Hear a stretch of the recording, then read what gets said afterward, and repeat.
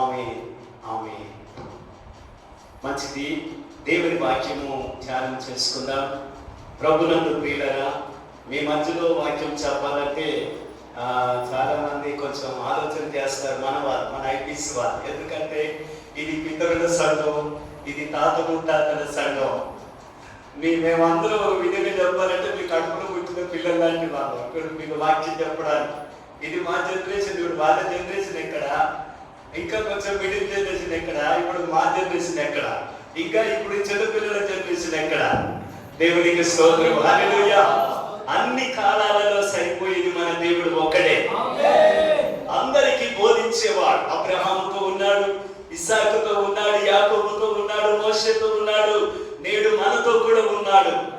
ప్రవక్తలు, యాజకులు, అపోస్తులు అనేకులు లోకాన్ని విడిచి వెళ్ళిపోయినారు, కానీ మన దేవుడు ఇంకా మన మధ్యలో ఉన్నాడు. దేవునికి స్తోత్రం, హల్లెలూయా, హల్లెలూయా.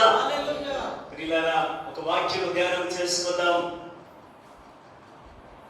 మార్కు సువార్త, క్షమించండి, మొదటి రాజుల గ్రంథము 10వ అధ్యాయము. మొదటి రాజుల గ్రంథము 10వ అధ్యాయము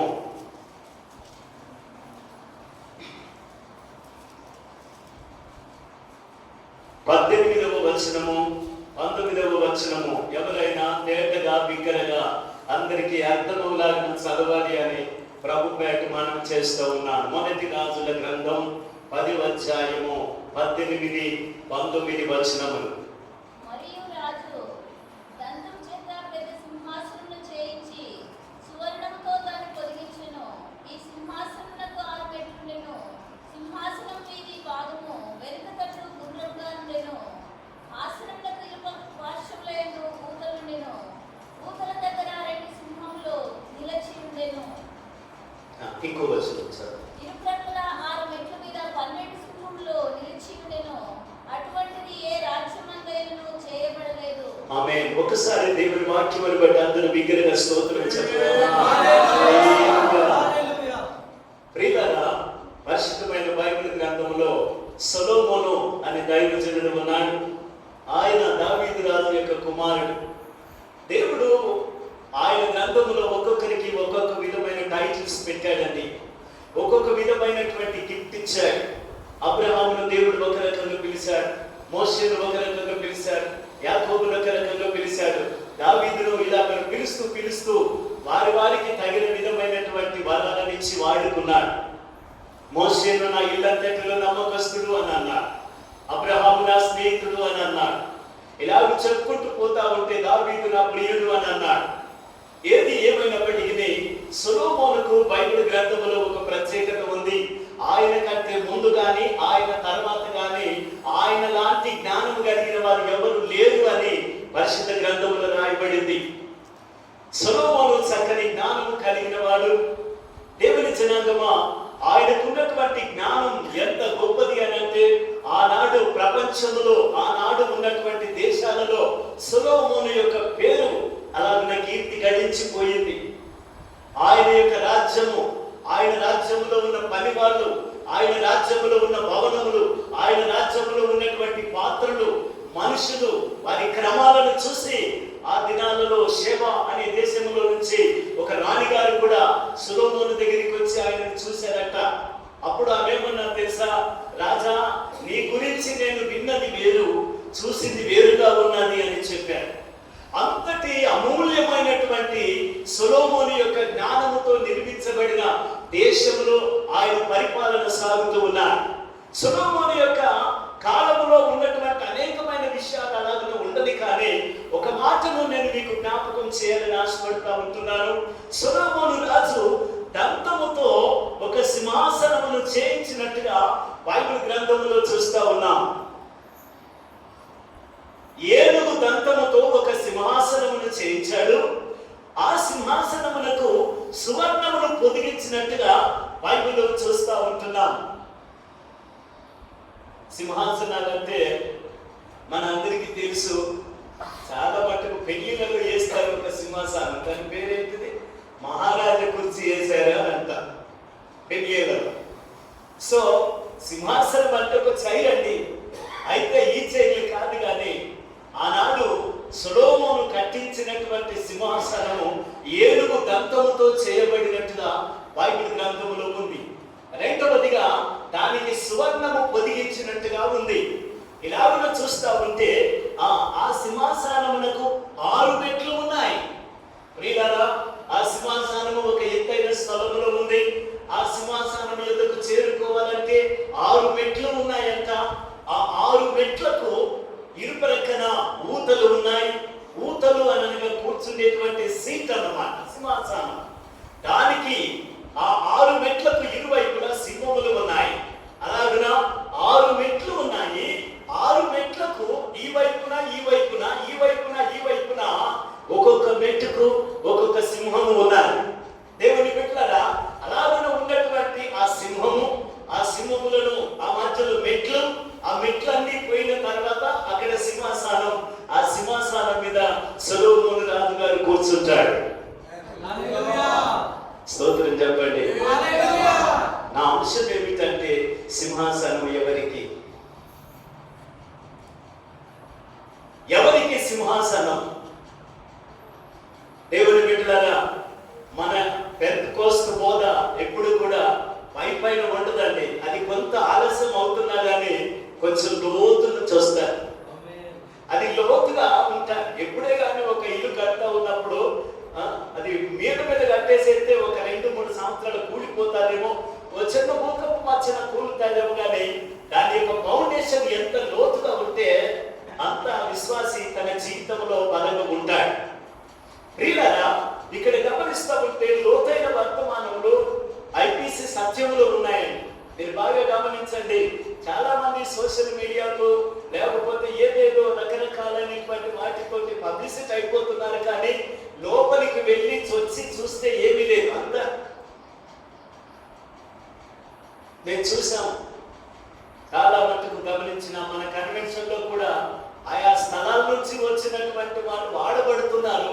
కానీ మళ్ళీ మన ఉపదేశకులు చేసి వాక్యం చెప్పినప్పుడే ఆత్మ సంబంధమైన తృప్తి అనేది కలుగుతుంది.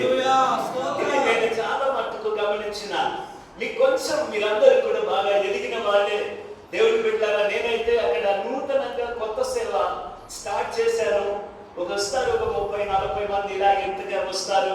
చుట్టుపక్కల గ్రామీణ ప్రాంతాలు ఎక్కువగా, తర్వాత జిల్లా కేంద్రంలో కొంచెం మందిరం, ఇట్లాగే కింద ఇల్లు, పైన దేవుని ఆలయము, చాలా చక్కని బిల్డింగ్, చాలా బాగా ప్రభు ఇచ్చాడు. అయితే నూతనమైన సేవ చేస్తూ ఉంటే కొన్ని అనుభవాలు కొత్తగా ఉంటాయి. ఎదిగి ఉన్న వాళ్ళ అనుభవాలు వేరు, ఎదుగుతున్న వాళ్ళ అనుభవాలు వేరుగా ఉంటాయి. నేను చెప్పేది ఏమిటి, దేవుని బిడ్డలారా, ఆనాడు సొలొమోను యొక్క సింహాసనం ఉందట.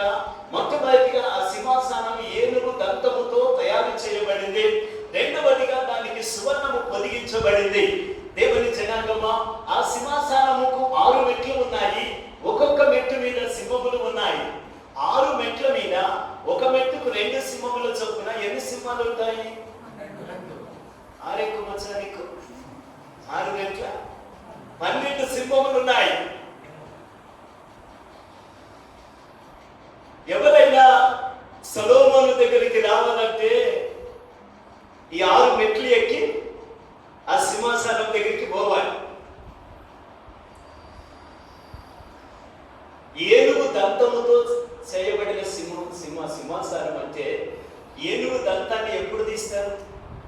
దాని ప్రాణంతో ఉన్నప్పుడు దాని దంతాన్ని తీయస్తుందా? అది చస్తే గాని దాని దంతమును తీయరా?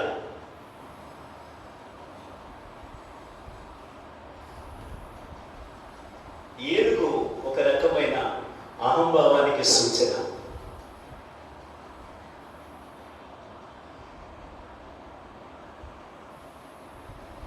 ఏనుగు చావాలి, ఏనుగు యొక్క దంతము బయటకు రావాలి. మనమే మాట్లాడుకుంటున్నాం. ఇప్పుడు మహబూబ్ నగర్లో బస్ స్టాండ్లో ఉన్న వాళ్ళకి వర్తమానం వినబడతారా? ఈ 4 గోడల మధ్యలో ఉన్న మనకి దేవుని వర్తమానం. ప్రియులారా,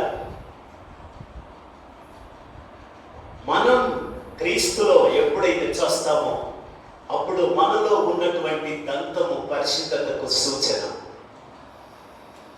మనలో ఉన్న అహం చచ్చినప్పుడు మనలో ఉన్న పరిశుద్ధత బయటకు వస్తుంది. ఆ పరిశుద్ధత ఏ సింహాసనంగా మారుతుంది. నీతి న్యాయములు నీ సింహాసనమునకు ఆధారములని దేవుని వాక్యము సెలవిస్తుంది కదా. దేవుని బిడ్డలారా, చాలా మందికి కూడా అహం అనేది చావక ఆ విధంగానే కొనసాగుతూ ఉంటున్నా. చాలా మట్టుకు నేను నేను నేను దేవుని జనాంగమా, నేను అనేది దేవునికి మాత్రమే వర్తిస్తుంది. మనం ఎప్పుడైనా ఏమనుకోవాలి? మేము, మనము అనుకోవాలి. అది అందరికీ సమాధానకరమైన మాట.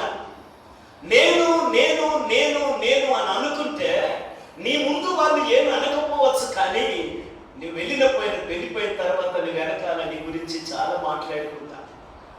మనము దేవునికి ఎప్పుడైతే వాడబడాలో, మనము దేవునికి ఎప్పుడైతే ఉపయోగపడతామంటే మనలో ఉన్నటువంటి ఏనుగు లాంటి స్వభావం చస్తే కానీ ఆయనకి సింహాసనానికి మనం ఉపయోగపడదు. దేవుని బిడ్డలారా, చాలా మట్టుకు కొన్ని ఉంటాయండి మన లోపల, అంటూ ఉంటాయి. అవన్నీ మనం ఎప్పుడైతే రిక్తులం అవుతామో, నేను మళ్ళీ చెప్తూ ఉన్నాను, బోధ చాలా మంది చేస్తారు. ఈ మధ్యలో ఒక చిన్న నిన్నగాక మొన్న ఒక మాట నేను చదువుకున్న రేవన్ నీల్స్ గారు అని ఒక ఆయన, మన దీవెనయ్య గారు మీ అందరికీ తెలుసు కదా, ఆయన రేవన్ నీల్స్ గారు బుక్స్ బాగా రాస్తాడు, మన పబ్లిసిటీ చేస్తాడు. ఉజ్జీవము ఎందుకు ఆలస్యం అవుతుంది అని ఒక బుక్ లో చిన్న కొటేషన్ ఉంది. ప్రసంగం చేయడానికి ఆత్మీయత అక్కర్లేదంట, కానీ ప్రార్థన చేయడానికి మాత్రం ఆత్మీయత ఉంటేనే వాళ్ళు చేస్తారట. దేవుని బిడ్డలారా, మనం లోకములో వెలుగుచున్న ఒక దీపములాగా కనబడుతూ ఉంటాయి. ఏది ఏమైనా మీకు అంటే పెద్దయ్య గారు, జాన్ సుందరయ్య, మీరు ఎప్పుడైనా కూటమి పెట్టుకున్నప్పుడు వస్తూ ఉండేదేమో, కానీ ఈ మధ్యలో మనకి కరోనా చేయక మనకి సేవకుల కూటమి ఒక్కరోజు అయింది, షార్ట్గా అయితే. అందుకంటే 3 దినాల ముందు మనకి ఎప్పుడు జరిగేటి అండి. ఆ 3 దినాలలో మేమైతే, నేను కానీ అయ్యగారు, రామసయ్య గారు, కొంతమంది మొదటి రోజే హాజరయ్యేవారు. నాచరం అనే ఒక ప్రాంతం ఉంది తూపురా దగ్గర. అక్కడ పెద్దయ్య గారు లూకా అయ్యగారు వాళ్ళ సంతం దగ్గర ఆయనకు చర్చి ఉంది, బయటనే టెంట్ వేశారు. ఒక పెంట ఉంటే పెంట మీద కాలు పెట్టేస్తే పెద్దయ్యనేమో పెంట మీద కూర్చున్నాడు, మమ్మల్ని అందరినేమో అటు మంచి స్థలంలో కూర్చుండబెడుతున్నా. అయ్యా అంత వాసన వస్తుంది అయ్యా, ఊరుకోండి అని మమ్మల్ని అని అయ్యగారేమో అక్కడికి వచ్చేది, మమ్మల్ని ఇక్కడ కూర్చుండబెట్టారు. వాసనకు మేము కొంచెమే సేపు కూర్చొని అయ్యగారు కళ్ళు మూసుకోగానే లేచి ఎత్తుకొని కూర్చుండేదా కూర్చున్నాం. ఏంటి మన నాయకుడు ఎంత గొప్ప తగ్గింపు. ఒక స్థలంలో అక్కడ ఈసాయిపేట అనే మన ఏరియాలో ఉన్న ఒక కూటములో పెద్దయ్య గారికి అక్కడ ఉన్న సేవకుడు చాలా కొత్త సేవ, బీదరికంలో ఉన్నాడు. నొలక మంచం అంటారు, నవార మంచం అని పెద్ద మనుషులకు తెలిసి ఉంటారు. అయ్యగారికి ఆ నవార నొలక మంచం వేశారు. చిన్న దుప్పటేసాడండి. దుప్పటేస్తే దోమలలో పండుకున్నాడు. మేము ఆ దోమలు భరించలేక అక్కడ వేరే ఒక 6 కిలోమీటర్ల దగ్గర ఒక విశ్వాసుల ఇంటికి వెళ్తే ఆ ఇంటి కాడ పడుకొని మేము తెల్లారి వస్తే పెద్దయ్య గారు ఆ ఇంట్లోనే ఉన్నాడు. అక్కడ కరెంట్ కూడా లేదు. దేవుడు బిడ్డలారా, మన నాయకుడిలో ఎంత దీనంతము, ఎంత తగ్గింపు అని కొన్ని మీరు చాలా చూసి ఉండొచ్చు. నేనే అంటే మేము సేవకుల కూటమిలో పెట్టినప్పుడు అట్లాంటి కొన్ని చూసాం. మనమందరం కూడా ఎప్పుడైతే మనలో ఉన్నటువంటి అహం అనేది తగ్గుతుందో అప్పుడే మనలో ఉన్నటువంటి పరిశుద్ధత బయటకు వచ్చి క్రీస్తు కొరకు మనం వాడబడతాం. హల్లెలూయా. దేవుని జనాంగమా, ఇప్పుడు కొన్ని మాటలను నేను మీకు చెప్పాలని ఆశపడుతూ ఉన్నాను. సొలొమోను యొక్క సింహాసనం పైన ఉంది. సొలొమోను యొక్క సింహాసనం మనకు 6 మెట్లు ఉన్నాయి. 6 మెట్ల మీద సింహములు ఉన్నాయి. అయితే ఆ మెట్లు అన్ని ఎక్కినప్పుడు ఆ సింహాసనానికి చేరుకున్నట్టుగానే ఆత్మ సంబంధమైన మనము కూడా పరలోకమందున దేవుని సన్నిధిలో ఉన్న సింహాసనమును చేరుకోవాలంటే మనము కూడా కొన్ని మెట్లను ఎక్కాలి. కొన్ని మెట్లను ఎక్కుతూ ఉంటుండగా మనకు అడ్డుపడుతున్న సింహములు ఉన్నాయి. దేవుని బిడ్డలారా, అందుకే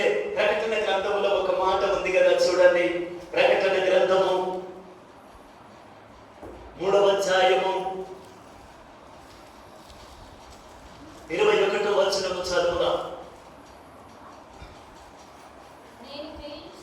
అమ్మా, నేను జయించి నా తండ్రితో కూడా ఆ సింహాసనమునందు కూర్చుండి ఉన్న ప్రకారము జయించువానిని నాతో కూడా నా సింహాసనమునందు కూర్చుండనిచ్చెదను. ఆమేన్. హల్లెలూయా, హల్లెలూయా. అందరూ చెప్పుదామా? హల్లెలూయా. దేవుని బిడ్డలారా, ఆనాడైతే సొలొమోను రాజు సింహాసనం ఉన్నది. అది సింహాసనమునకు 6 మెట్లు ఉన్నాయి. అక్కడ సింహములు ఉన్నాయి. అది ఆనాడు సొలొమోను తయారు చేయించిన సింహాసనం. ఇప్పుడు దాన్ని మనం చూడలేము, కానీ ఆత్మ సంబంధమైన సింహాసనం మనం చేరుకోవాలి. అందుకే కదా మన ఆరాటము, అందుకే కదా మన పోరాటము. దేవుని బిడ్డలారా, మనము కూడా జయించి జయ జీవితం జీవించి మనము ఒక్కొక్క మెట్టు పైకి ఎక్కి ఎక్కి ఎక్కి ఆ సింహాసనమును చేరుకుందుము గాక. ఆ సింహాసనమునకు చేరుకోవాలంటే జయ జీవితం మనకు కావాలి. ఒకనాడే ఆదివారం ఆరాధనకు వస్తే జయ జీవితం జీవించలేము. ఒకనాడే ప్రార్థన ద్వారా విడుదల పొందితే జయ జీవితం జీవించలేము. జయ జీవితం అనుదినము మన జీవితంలో కలిగి ఉందుము కాక. ప్రియులారా, ఒక మేలు జరగగానే ఇక నేను జయించినాను, ఒక ప్రార్థన ద్వారా నాకు ఈ కార్యం జరిగింది అనగానే ఇక నేను జయించినాను అని అనుకోవద్దు. మన దైవజనులు ఏం నేర్పించారంటే జయ జీవితం అనేది దినము కూడా మనం జయిస్తూనే పోవాలి అని చెప్పారు. మీకు తెలుసునా, నిన్న వచ్చిన అపవాది ఈ రోజు రాదు అని అనుకోవద్దు. నిన్న వచ్చిన శోధన నిన్నది, ఈ రోజు కొత్త శోధన రెడీగా ఉంటుంది.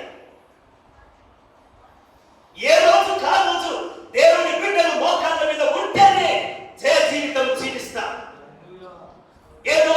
ఏనాడో మనం బాప్తిసం పొంది, ఏనాడో సంఘాలు కట్టి, ఏనాడో ఆత్మల రక్షణ చేసి మన ద్వారా ఎన్నెన్నో మేలు జరగచ్చు. అంతరంగంలో జయం లేకపోతే అన్నిట్లో ఓడిపోతాం. అందుకే ఆత్మీయుడు అంత తొందరగా బయట కనబడడు. ఆత్మీయత లేని వాళ్ళే బాగా చలామణి అవుతారు. ఎంత లోతుగా ఉంటే అంత మరుగుగా ఉంటాం మనము. ఎంత లోతులో ఉంటే అంత పరిశుద్ధతను కాపాడుకుంటాం.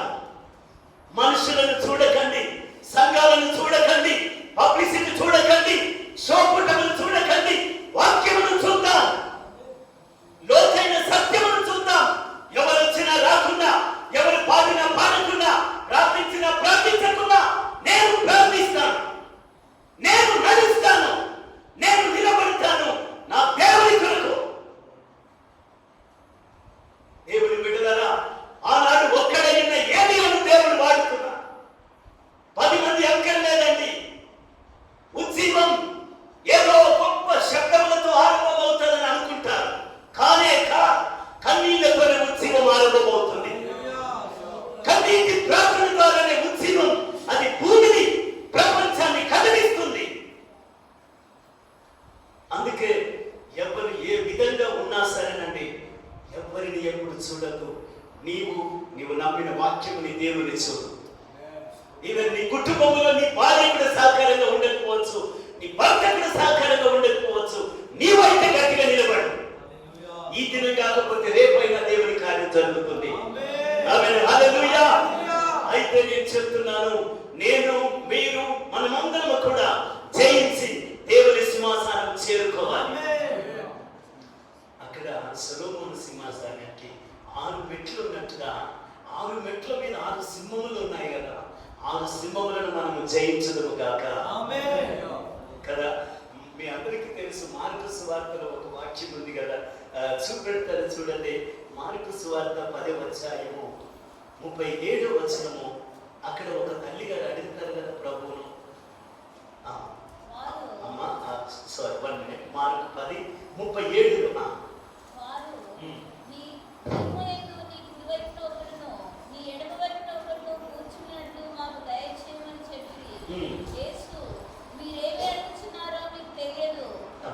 ఇప్పుడు సరే, మనకు తెలిసిందే. ఇక్కడ పార్టీ చదువు 40.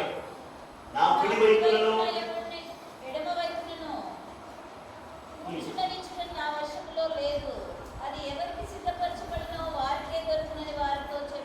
ప్రభు కూడా ఆ దినం ఏమన్నాడంటే, ఆ తల్లి గారు అంటున్నది, ప్రభా నాకు 2 కుమారులు ఉన్నారు, నా కుమారులలో ఒకరిని నీ కుడి వైపున ఒకరిని నీ ఎడమ వైపున కూర్చుండడానికి అవకాశం ఇవ్వండి ప్రభు అంటాడు.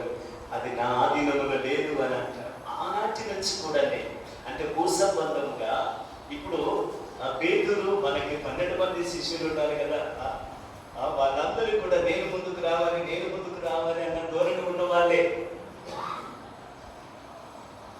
12 మందిలో పేతురు ప్రథముడు అని మనకు తెలుసు.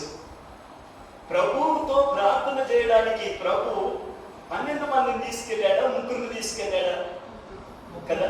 అంటే 12 మందిని ఫిల్టర్ చేశాడు ప్రభు. ఇప్పుడు 12 మంది అపొస్తలులే, ఆ 12 మందిలో 3 శ్రేష్టమైన వాళ్ళు.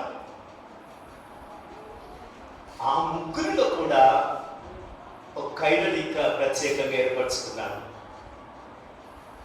ఒకవేళ సంఘమును గురించి ఆలోచన చేస్తే పేతురు, కానీ యోహాను అనేటువంటి ఆయన యేసయ్య రొమ్మును ఆనుకున్నట్టుగా బైబిల్లో చూస్తూ ఉన్నాం. ప్రభు పరిచర్యలో చాలా మంది, ఇప్పుడు 4 బ్యాచ్లు ఉన్నాయండి. అనేకులు ఆయనను వెంబడించిరి. ఒకటి, ఆయన 70 మందిని ఏర్పరచుకొనెను, ఇది 2వ బ్యాచ్. ఆయన 12 మందిని ఏర్పరచుకొనెను, 3వ బ్యాచ్. ఆయన 3 ఏర్పరచుకొనెను, 4. అంటే అనేకులు ఎక్కడ పోయారు? 70 మంది ఎక్కడ పోయారు? 12 మంది ఎక్కడ పోయారు? చివరికి మిగిలింది ప్రభు ఫిల్టర్ చేస్తూ వస్తా ఉంటే ఆఖరికి దేవుడు పేతురు ద్వారా సంఘాన్ని కట్టినాడు. దేవునికి స్తోత్రం, హల్లెలూయా. ప్రియులారా, ఇక్కడ సింహాసనం ఎవరికి? నాకు సింహాసనం కావాలి అని అంటే ఏదో భూసంబంధంగా, ఇదిగో నేను దేవుని మందిరానికి 10 లక్షలు డొనేషన్ చేశాను, నాకు ఇక్కడ కూర్చుని పెట్టు అని అంటే సాధ్యమా? ఒకవేళ నీ కూర్చుని పెడుతుండొచ్చు, కానీ ఆత్మ సంబంధం కానీ కరెక్ట్ కాదు కదా. అంటే మన సంఘాలలో ఎలాంటి పెద్దరికాలు కానీ అట్లాంటి ఏమి లేవు. కానీ ఒక సంఘంలో, ఒక మా ప్రాంతంలో ఒక మందిరంలో వాక్యం చెప్పడానికి వెళితే అక్కడ రకరకాలైనటువంటి పేర్లు కనబడినాయి. ఈ ప్యాడ్లు ఇచ్చిన వారు పలాని వాళ్ళని అక్కడ పేరు రాశారు, ఈ కుర్చీలు ఇచ్చిన వారు పలాని వాళ్ళని పేరు రాశారు. మంచిదే, ఇది మంచిదే, కానీ పేరు కోరుకోకపోతే ఇంకా మంచిది. రహస్యములు చూసు తండ్రి ప్రతిఫలం ఇస్తారు. ప్రియులారా, సో దేవుని మందిరం మీద ఉన్న మక్కువ చేద్దాం, మనం ఎన్నైనా చేద్దాం, అవన్నీ దేవునికి చెందుతాయి. కానీ సింహాసనం కావాలంటే మాత్రం ఇవన్నీ పనికిరా. ఒకవేళ దేవుని పేరిట మనం పెద్ద ఆలయం కట్టించినా మనకు సింహాసనం ఉండదు, లేకపోతే మనం ఒక 500 మందికి బాప్తిసం ఇచ్చినా మనకు సింహాసనం ఉండదు, లేకపోతే మనం ఇంకొక 50 మందిని సేవకులను తయారు చేసిన అలాంటి వాళ్ళకి సింహాసనం ఇస్తారని రాయలేదు, కానీ జయించు వారికే నా సింహాసనం ఇస్తారని రాయబడింది. హల్లెలూయా. నేను మాట్లాడుతూ ఉంటాను, దేవుని పెట్టారా, ఆ సొలొమోను యొక్క సింహాసనాన్ని మీరు గుర్తుపెట్టుకోండి. అక్కడ 6 మెట్లు ఉన్నాయి కదా. ఇప్పుడు ఆత్మ సంబంధంగా మన జీవితంలో కూడా మనం ఈ 6 మెట్లను ఎక్కాలి అని అంటే ముందుగా ఒక మెట్టు మీదకి పోదాం. ముందుగా మొదటి మెట్టు మీద ఒక మెట్టు ఎక్కాలంటే అక్కడ ఏమున్నాయి రెడీగా? మనం ఎక్కకుండా మనకు సింహములు అడ్డం ఉన్నాయి. హెబ్రీ పత్రికలో ఒక సింహం రాయబడి చూపెడతారు. జయ జీవితాన్ని జీవించడానికి దేవుడు కొన్ని వర్తమానాలు మనకు తెలియజేస్తూ ఉంటున్నాడు. హెబ్రీ పత్రిక 11వ అధ్యాయము 33వ వచనం చదువుదాం. వారు విశ్వాసం ద్వారా రాజ్యములను జయించిరి, నీతి కార్యములను జరిగించిరి, వాగ్దానములను పొందిరి, సింహముల నోళ్లను మూసిరి అని రాయబడింది. దేవుని బిడ్డలారా, మీరైనా నేనైనా మనం ఆత్మీయ జీవితంలో ఎదుగుతూ ఉండగా, దేవుని బిడ్డలారా, మనం మెట్లు ఎక్కకుండా ముందుకు సాగకుండా మనం ఒక మెట్లు ఎక్కగానే మనల్ని మొట్టమొదటిగా అడ్డుకునే సింహం ఉంది. మొదటి మెట్టు మీద ఉన్న సింహమును జయించడానికి మనకు కావలసింది ఫెయిత్, విశ్వాసము ద్వారా మన మొదటి మెట్టు మీద ఉన్న సింహమును మనము జయించుదుము గాక. దేవుని బిడ్డలారా, అన్నిటికంటే అది శ్రేష్టమైనది విశ్వాసం.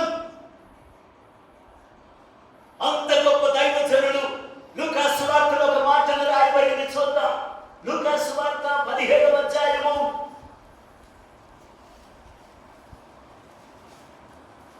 లూకా సువార్త 17:5 చదువుదాం. చదువు. అపోస్తలులు మా విశ్వాసము వృద్ధి పొందించుమని ప్రభువుతో చెప్పిరి. దేవునికి స్తోత్రం. ఒకసారి స్తోత్రం చెప్పుదామా? దేవుని జనాంగమా, మొదటి మెట్టు మీద ఉన్న సింహం అనగా నీ ఆత్మీయ జీవితంలో నువ్వు ఎదగకుండా, నువ్వు ముందుకు రాకుండా, దేవుని వైపు తిరగకుండా, ప్రార్థనలో ఎదగకుండా, పరిశుద్ధతలో సాగకుండా నిన్ను అడ్డగిస్తున్నటువంటిది మొట్టమొదటిగా ఆ సింహమును నువ్వు జయించాలంటే నీకు విశ్వాసం, నాకు విశ్వాసం కావాలి. అంత గొప్ప దైవజనులైన అపోస్తలులు ప్రభుతో అంటారు, బోధకుడా మా విశ్వాసమును వృద్ధి పొందించుము. అంతటి గొప్ప అపోస్తలులే మా విశ్వాసమును వృద్ధి పొందించుము అంటారే. ఈనాటి కడవరి కాలంలో ఉన్న మనం ఇంకా ఎంతగా దేవుణ్ణి అడగాలి, నా విశ్వాసాన్ని వృద్ధి పొందించు ప్రభు. ఈ శోధన జయించడానికి నాకు విశ్వాసం కావాలి. ఈ పోరాటంలో నేను విజయం పొందడానికి ఫెయిత్ కావాలి. దేవుని బిడ్డలారా, విశ్వాసం మనందరికీ తెలుసు. విశ్వాసం లేకుండా దేవునికి ఇష్టడై ఉండుట అసాధ్యం. ఓ క్రైస్తవులారా, ఇండియా పెంతెకోస్తు దేవుని సంగమా, చిన్న చిన్న అల్పమైన విశ్వాసం బలహీనతల కొరకు ఆసుపత్రులకు పరిగెత్తొద్దు అని చెప్తారు. చిన్నగా కడుపు నొప్పులాగా, నడుములో నొప్పులాగా, తలలో ఎదురాగా, కాళ్ళలో ఎదురాగానే డాక్టర్ నేను అంటాను. వైద్యం వద్దు అని నేను చెప్పట్లేదు. నా కూతుర్నే డాక్టర్ అని చేసిస్తున్నాను కదా. వైద్యం వద్దు అని చెప్పట్లేదు, కానీ ప్రతి చిన్నదానికి కూడా వైద్యుల దగ్గరికి వెళ్ళకంటే ముందు ప్రభువును ఆనుకొని 2 దినాలు ఆగుదాం, 3 దినాలు ఆగండి. 4వ నాడు దేవుడు కార్యం చేస్తాడేమో చూడండి.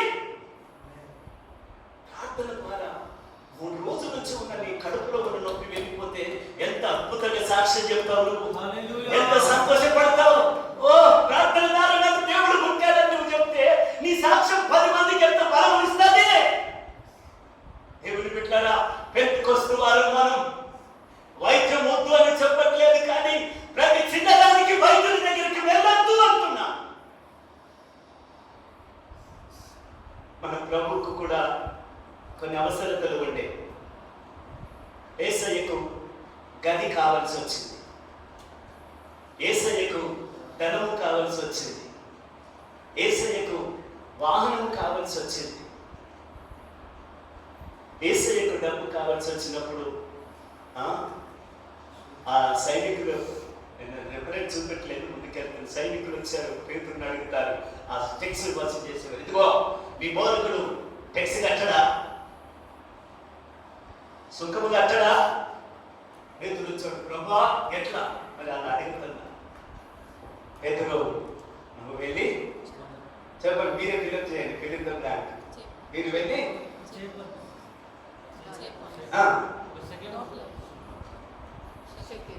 చెప్పలేదా? దాని నోట్లో ఉన్న శేఖరం తీసి సొంకం కట్టమని చెప్పలేదా? విశ్వాసం ద్వారా దేవుడు ధనమును సమకూర్చుకున్నాడు. దేవుని బిడ్డలారా, ఏమిటి విశ్వాసం ద్వారా? యెహోవా ఆశీర్వాదమే ఐశ్వర్యం ఇచ్చిన రాయబడితే పని చేసుకోవడానికి పట్నం ఎందుకోవాలి? దుబాయ్ మస్కట్ ఎందుకు పోవాలి? నీకున్న ఒక చిన్న బిజినెస్ అయినా నీకు దేవుడు ఆశీర్వదిస్తాడు. కానీ నమ్మకం కూడా 13,000 జీతం చేస్తా ఉంటే 1,100 దశంభాగం తీసుకురా, దేవుడు ఆశీర్వదిస్తాడు. దేవుడి బిడ్డలారా, ధనం కోసం మనం విశ్వాసం మీదనే ఆనుకోవాలని ప్రభు మనకు నేర్పిస్తూ ఉన్నా. ఒకసారికి ప్రభుకు వాహనం కావాల్సి వచ్చింది. ఏమిట వాహనము? అమ్మా ఉన్నవా? ఇక్కడ ఉన్నావా? జయించిన యేసయ్య నీ తోడు చాలు, బలహీనతలో నీ కృప చాలు. జయించిన యేసయ్య నీ తోడు చాలు, బలహీనతలో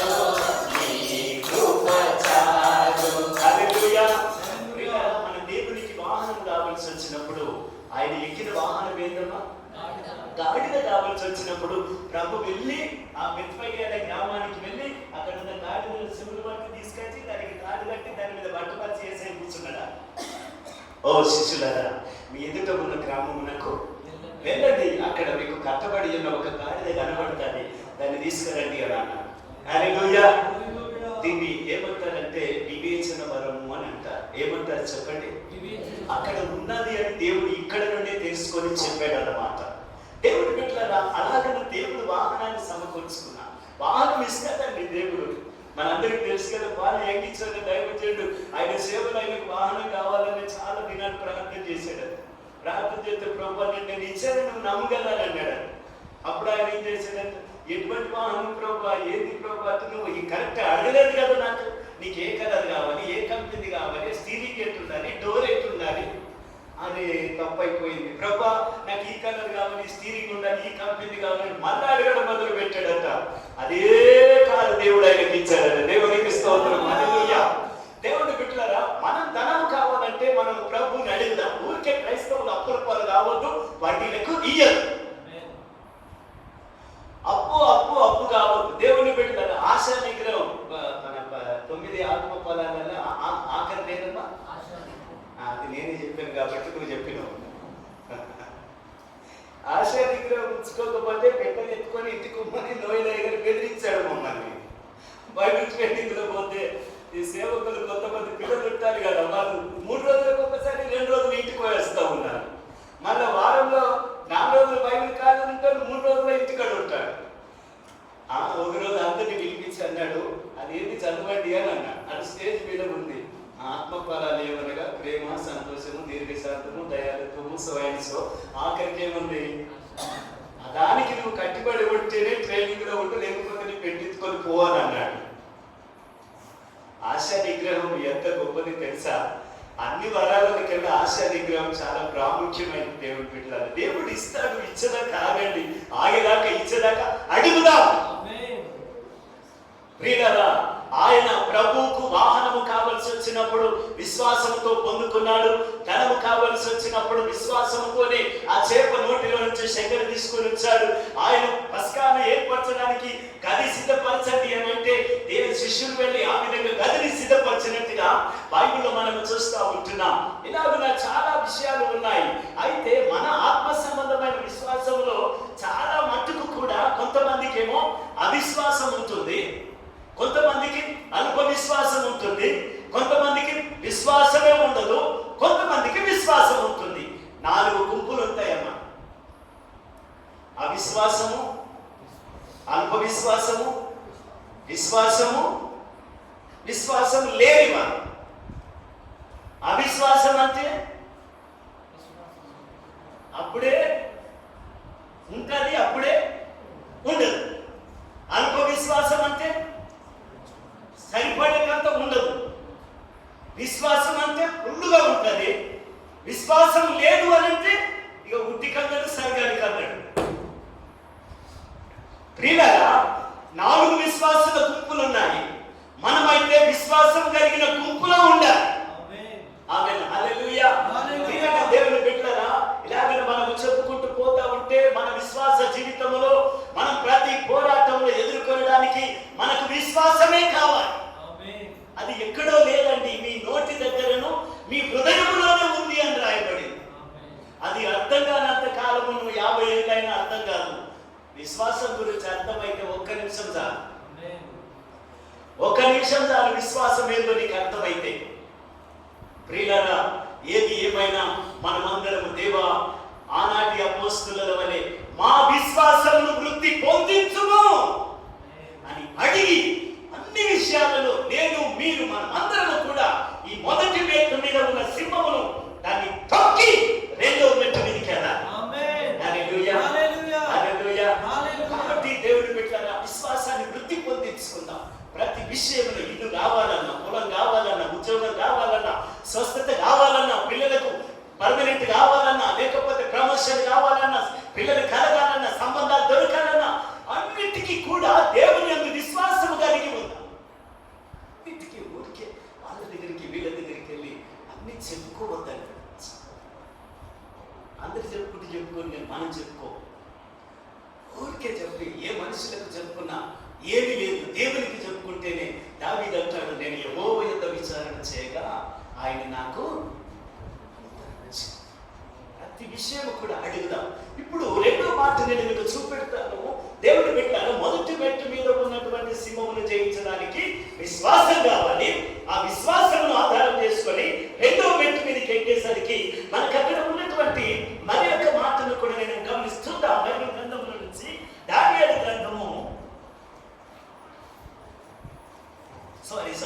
మొదటి సమూయేలు గ్రంథము 17వ అధ్యాయము 34వ వచనము చూద్దాం. మొదటి సమూయేలు 17:34.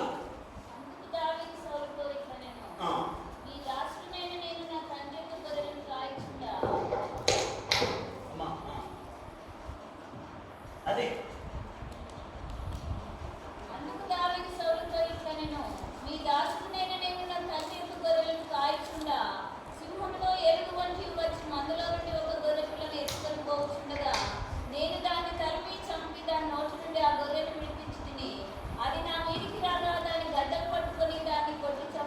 దాన్ని కొట్టి చంపి తిని. దేవునికి స్తోత్రము కలుగునుగాక. హల్లెలూయా. దేవుని బిడ్డలారా, ఇక్కడ దావీదు సౌలుతో ఏమంటున్నాడు? సౌలు ఆ గొల్యాతుని ఎదిరించడానికి భయపడుతున్నా. గొల్యాతేమో ఆయన గంభీరమైన మాటల చేత ఇశ్రాయేలు ప్రజలను, ఇశ్రాయేలు సైనికులను, సౌలు రాజును భయపెడుతున్నా. ఆ టైంలో దావీదు ముందుకొచ్చి సౌలుతో తన సాక్ష్యం చెప్పుకుంటున్నాడు. రాజా, నా తండ్రి గొర్రెలను నేను కాస్తుండగా ఇదిగో ఒక సింహము ఎలుగు బట్టి వచ్చింది. నేను దాన్ని కొట్టి చంపితిని కదా. ఈ గొల్యాతు ఎంత, నేను వీని కూడా వీనితో పోరాడి వీని కొట్టి చంపుతాను అని అన్నాడు. ఇక్కడ కూడా దావీదు ఒక సింహమును చంపినట్టుగా చూస్తున్నాం. ఆయన అంటున్న మాట చూడమా, స్టార్టింగ్ లో ఉంది 34లో, మీ దాసుడనైన నేను నా తండ్రి యొక్క గొర్రెలను కాయిచుండగా. ఆ మాటనే అండర్లైన్ చేయండి. నా తండ్రి గొర్రెలను నేను కాస్తున్నాను. కాయబడుతున్న గొర్రెలు దావీదువి కాదు, దావీదు యొక్క తండ్రి. దావీదు తండ్రి గొర్రెలను దావీదు కాస్తున్నాడు. ఆ టైంలో సింహము ఎలుగు బట్టి వచ్చింది. దావీదు వాటిని చీల్చి చెండాడినట్టుగా బైబిల్లో చూస్తున్నా. ఇక్కడ మనం గమనించవలసింది ఏమిటి? తండ్రి మీద ఉన్న ప్రేమ. స్తోత్రం చెప్పండి. ఒకవేళ దావీదుకు గనుక తన తండ్రి మీద ప్రేమ లేకపోతే ఆ గొర్రెని ఎటైనా పోని నేను మాత్రం నా ప్రాణాన్ని దక్కించుకుంటానని ఆయన పారిపోయేవాడు అక్కడి నుంచి. కానీ దావీదు అంటాడు, నా సొంత గొర్రెలు కానప్పటికీ అవి నా తండ్రి గొర్రెలు అయినప్పటికీ నా తండ్రి గొర్రెలను నేను కాస్తున్నాను. కాబట్టి నా తండ్రి మీద ఉన్న ప్రేమ చేత నేను గొర్రెల కొరకు సింహమును చంపితిని అని అన్నాడు. రెండవ మెట్టు మీద ఉన్న సింహమును చంపాలంటే మనకు కావాల్సిందేంటి? ఏం కావాలి? ప్రేమ. అందరనండి, మన విశ్వాస జీవితంలో ప్రేమ చేత మనము సింహమును చంపాలి అని దేవుని యొక్క వాక్యంలో మనం చూస్తూ ఉంటున్నాం. ఒక మాట మన ప్రభు చెప్పాడు కదా, యోహాను సువార్త 10వ అధ్యాయం లేకుంది, నోటికే చెప్పండి. జీతగాడి తోడేలు వచ్చట చూసి అతడు పారిపోతుందని రాయబడి. ఆ మాటను పే చేసుకుంటే ఇప్పుడు సింహం వచ్చట చూసి దావీదు ఏం కావాలి? చెప్పండి, ఏం కావాలి? పారిపోవాలి. కానీ పారిపోయాడా? ప్రాణాలకు తెగించాడు. ఎందుకు? ప్రేమతో. తన తండ్రి మీద ఉన్న ప్రేమ చేత దావీదు సింహమును చంపినట్టుగా ప్రేమ అనేది నీ హృదయంలో ఉన్నప్పుడు దేవుని బిడ్డలారా, ఖచ్చితంగా నిన్ను ఎదుర్కొంటున్న సింహమును నువ్వు చంపుతావు. కోపం తీవ్రంగా ఉన్నది, అప్పుడు నువ్వు చూపెట్టవలసిన ఆయుధం ప్రేమ అనే ఆయుధం చూపెట్టాలి. దేవునికి స్తోత్రం. హల్లెలూయా. ప్రేమను గురించి పాడుతాం, వాక్యం చెప్తాం, ప్రార్థన చేద్దాం, ప్రేమ గురించి ఇంకా. ఇప్పుడు ఆ సహోదరుడు చెప్పాడు కదా, మీరేం చెప్పారు? 10 ఆజ్ఞలన్నీ కూడా ఒక్క ఆజ్ఞలోనే ఉన్నాయని చెప్పారు. ఆ ఒక్క ఆజ్ఞ ఏమిటి? నిన్ను వలే నీ పొరుగు వారిని ప్రేమించమన్న దాంట్లోనే దేవుడు దాన్ని బ్యాలెన్సింగ్ చేసి పెట్టాడు. చక్కని మాట. మరి అది కొంచెం లోతుగా తెలిసినా తెలియకపోయినా మంచి మాట చెప్పావు. ప్రేమ గొప్పది. ఎంత దాకా ప్రేమించాలయ్యా? నువ్వు చచ్చేదాకా ప్రేమించు.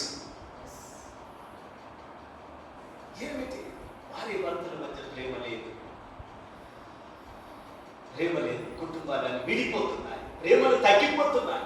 ఇప్పుడు వీళ్ళ కాలంలో వీళ్ళ జనరేషన్లో ఉన్న ప్రేమలు వీళ్ళ కుమారుల కుమార్తెలకు ఉన్న ప్రేమలు తగ్గిపోయినాయి.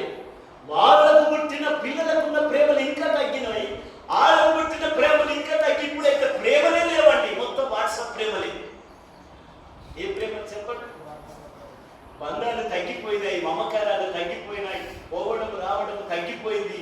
ఫోన్లోనే ఒక మాట ఫోన్ చేసి మాట్లాడచ్చు కదా, ఏం మాట్లాడితే అయిపోయినా మాట్లాడింది ఎట్లుంటుంది? పోయి చూసి కూర్చుండి తిని ఉన్నారా, ఎట్లున్నారు, ఏం చేస్తున్నారు, పిల్లలు బాగున్నారా, ఏమైంది, ఇట్లా అయినావు అంతా ఈ మధ్యలో సన్నగా అయిపోయినావు, పక్కగా అయినావు, ఇట్లా అయినావు, మంచిగా అయినావు అని తిని ఉండి ఒక రాత్రి పడుకొని 2 రోజులు ఉండి ఇంటికి వచ్చి మళ్ళీ ఊరింటి కాదు ఆ ప్రేమ ఎట్లున్నాయి?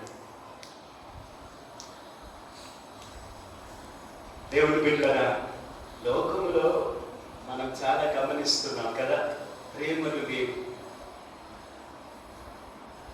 ప్రేమలు 3 రకాలుగా ఉంటాయి అమ్మా, ఎన్ని చెప్పండి? మొదటిది ప్రకృతి సంబంధమైన ప్రేమ,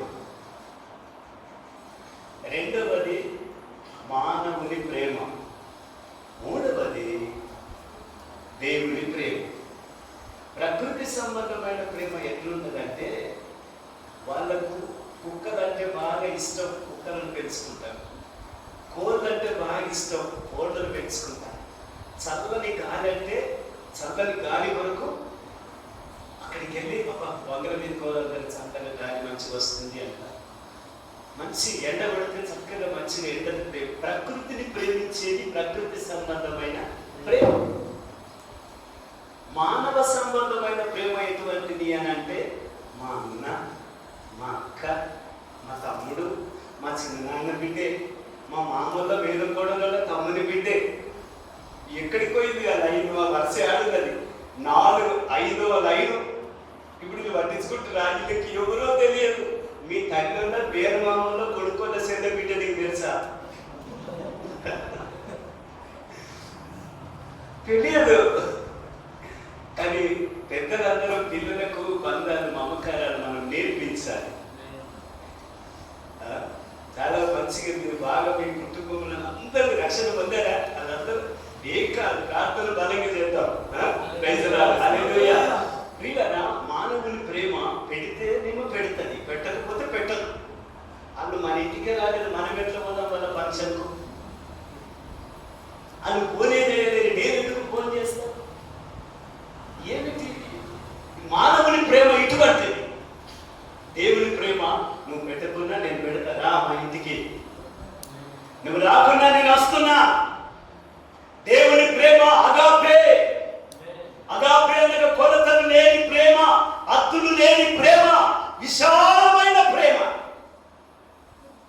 దేవుని బిడ్డలారా, ఆనాడు దావీదు తన తండ్రి అయినటువంటి ఆ యెషయి ఆయన మీద ఉన్న ప్రేమతో తన ప్రాణాలకు తెగించి ఆ సింహమును చంపినాడు. నేటి బిడ్డలమైన మనలో ఇంకా కొంచెం ఉన్నది కాబట్టి ఆ ఇంటికి పోతలేం మనం. ఆ సంఘములో ఒక అక్క చెల్లెళ్ళ గొడవైంది. ఆ పెద్దవాళ్ళు మన తండ్రి మీలాగా పెద్దవాళ్ళే, వాళ్ళు గొడవ పెట్టుకున్నా. ఆమె ఏమన్నది? ఈమె మన విశ్వాసం ఏమన్నది? నువ్వు చచ్చేదాకా కూడా నేను రాను నీ ఇంటికి, నువ్వు చచ్చినాడే నీ ఇంటికి వచ్చాడు పెడతా నీ సాగు చేసేదందుకు అని అన్నా. అయితే ఆడ జరిగినవి మనకు తెలియదు కదా, మేము ఉండే కాడ ఉంటాము, విశ్వాసం వాళ్ళ ఊళ్ళలో వాళ్ళ ఇళ్ళలో ఉండేది ఉంటారు, ఎన్నో జరుగుతాయి, అన్ని చెప్పరు మాకు. తెలిసిన తర్వాత నేను మా పాస్టర్ గారు ఒకరోజు వాళ్ళ ఇంటికి వెళ్ళి ప్రేమల గురించి ఒక 20 నిమిషాలు వాక్యం చెప్పి ప్రార్థన చేసి వచ్చినాం. వచ్చిన తర్వాత ఆమె మేము బుధవారం మేము పోయినాము, ఆమె ఆదివారం వచ్చింది. వచ్చేమంటుంది, అయ్యా మీరు వచ్చి వాక్యం చెప్పిపోయినావు, నువ్వు గట్లెందుకు చెప్పినావు నువ్వు వాక్యం, నాకు మనసులో పడతలేదు అని అంటావు. ఏందమ్మా, నేను ఉన్న వాక్యం చెప్పిన కదా, నేను ఎట్లా పోవాలి మా అక్క ఇంటికి? నేను బాగా తిట్టినాను, ఇప్పుడు నేను ఏ ముఖం పెట్టుకొని పోవాలా అని అన్నా. నీ ఉన్న ముఖం పెట్టుకొని పోవాడికి అని అన్నా. ఎంతైనా కలిసి చూడమ్మా, గన్నిగన్న మాటలు అన్నది మనసు అంత తొందరగా కోఆపరేషన్ చేస్తుందా? చెయ్యదు. నువ్వు ఏదైనా ఒప్పి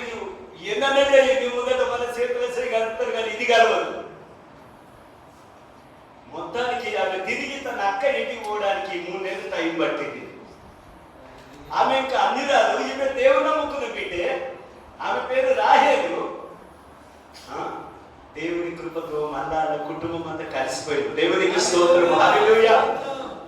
దేవుని బిడ్డలారా, ఏది ఏమైనప్పటికీ యేసయ్య ఈ లోకానికి ప్రేమను తీసుకొని వచ్చాడు, ప్రేమను పంచాడు.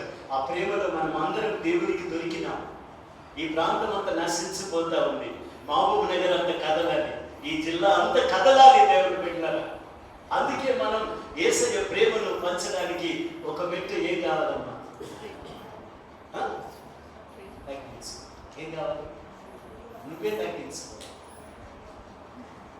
మనం తగ్గించుకుంటే ఆ కుటుంబం కలుస్తుందండి. నువ్వు తగ్గించుకుంటే అది మళ్ళీ యథావిధిగా మాట్లాడుకుంటారు. అందుకోసం మనమే తగ్గించుకోవడానికి అలవాటు చేసుకుందాం. రెండవ మెట్టు మీద ఉన్న సింహం అనగా మన ఆత్మీయ జీవితంలో మనం ఎదుగుతూ ఉండాలి. మొదటి మెట్టు మీదకి ఎక్కాలి అని అంటే ఫెయిత్ రావాలి. రెండవ మెట్టు మీదకి ఎక్కాలి అని అంటే అక్కడ ఉన్న సింహం సావాలంటే ప్రేమ అనేది మనలో కావాలి. మూడవ మెట్టు మీద ఉన్న, నేను చెప్పి త్వరగా ముగిస్తాను, త్వరగా 2 మాటలు చెప్తాను. 2వ సమూయేలు గ్రంథం 23వ అధ్యాయము 20వ వచనం చదువుతాం. 2వ సమూయేలు 23:20. మరియు కబ్సాయేలు ఊరివాడై క్రియల చేత ఘనత నిందిన ఒక పరాక్రమశాలికి పుట్టిన యెహోయాద కుమారుడైన బెనాయాను ఒకడు ఉండెను. ఇతడు మోయాబీల సంబంధులకు ఆ ఇద్దరు శూరులను హతము చేసెను. మరియు మంచు కాలమున బయలువెడలి బావిలో దాగి ఉన్న ఒక సింహమును చంపివేసెను. ఆమేన్, హల్లెలూయా. అందరూ గట్టిగా చెప్పండి, హల్లెలూయా. మరొకసారి చెప్పుదాం, హల్లెలూయా. దేవుని బిడ్డలారా, బెనాయా అనేటువంటి ఆయన మంచు కాలమున బయలుదేరి బావిలో దాగి ఉన్న సింహమును చంపివేసెను. మూడవ సింహము చనిపోయింది. బెనాయ బహు పరాక్రమశాలి. దావీదుకున్నటువంటి బలాఢ్యులలో బెనాయ ఒకడు. ఆ బెనాయ మంచు కాలమున బయలుదేరిను. మంచు దేవుని యొక్క వాక్యము, దేవుని వాక్య కాలములు. వాక్యము దర్శిస్తున్నప్పుడే మనము యుద్ధం చేయాలి. వాక్యమును పట్టుకొని యుద్ధం చేయాలి. మంచు కురిసిన తర్వాతనే దేవుని బిడ్డలారా వర్షము వచ్చినట్టుగా బైబిల్లో చూస్తా ఉన్నా. ద్వితీయోపదేశ కాండములో వాక్యము మంచు వలె బయలుదేరిను అని రాయబడింది. వాక్యము మంచు వలె కురిసెనని రాయబడింది. ఇదిగో ఇక్కడ బెనాయా వాక్యమునకు మంచుకు సూచనగా ఉంటున్నాడు. దేవుని బిడ్డలారా, బెనాయా అనగా ఆయన పరిశుద్ధాత్మ పూర్ణుడై, ఆ మాటలు చూస్తే అతడు మంచు కాలంలో బయలువెడలి బావిలో దాగి ఉన్న ఒక సింహమును చంపివేసెను. ఆయన పరాక్రమశాలిగా ఉన్నాడు.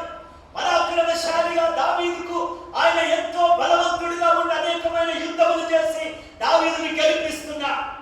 ఇది దేనికి సూచన? పరిశుద్ధాత్మ అభిషేకానికి సూచన. మంచు దేవుని వాక్యము. ఎవరైతే దేవుని వాక్యము చేత కడపబడతారో, ఎవరి హృదయంలో సమృద్ధిగా దేవుని వాక్యం ఉంటుందో, ఎవరైతే దేవుని వాక్యాన్ని వారి హృదయంలో నిలుపుకుంటారో, వారు దాగి ఉన్న సింహములను బయటకు లాగి చంపుతారు. కనబడే సింహములను చంపడం గొప్పతనం కాదు. దాగి ఉన్న సింహములను చంపాలి.